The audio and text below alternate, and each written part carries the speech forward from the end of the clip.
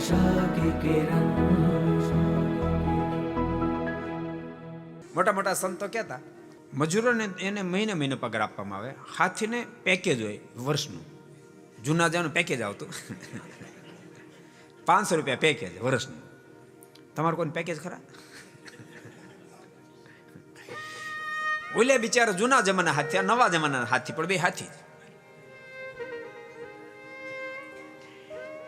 એને પેકેજ નક્કી હોય તને વર્ષે $50,000 મળશે.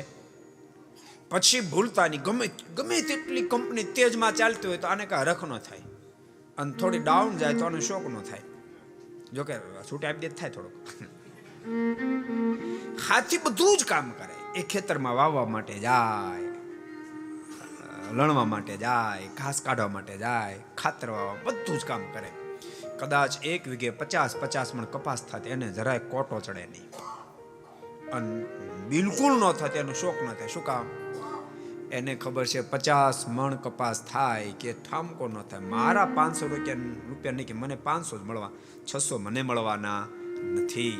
એમ ભગવાનના ભક્તો યાદ રાખજો, સંસારમાં રોપડા હાથીની જેમ રહેજો, હાથીની જેમ રહેજો. નક્કી કરજો, હું ગમે તેટલું કરું તો ખરા ટાઈમે આંખ મીચાય ત્યારે આમાંથી કશું જ મારી સાથે નહીં આવે.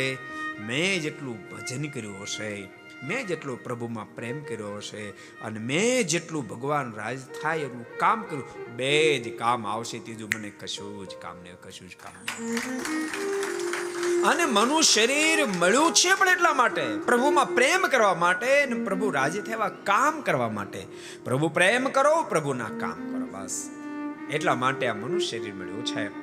को पसंद आया हो तो लाइक करें और शेयर करना मत भूलिए. सब्सक्राइब करें सरदार कथा चैनल को और बेल आइकॉन पर क्लिक करना मत भूलिए लेटेस्ट वीडियो सबसे पहले पाने के लिए.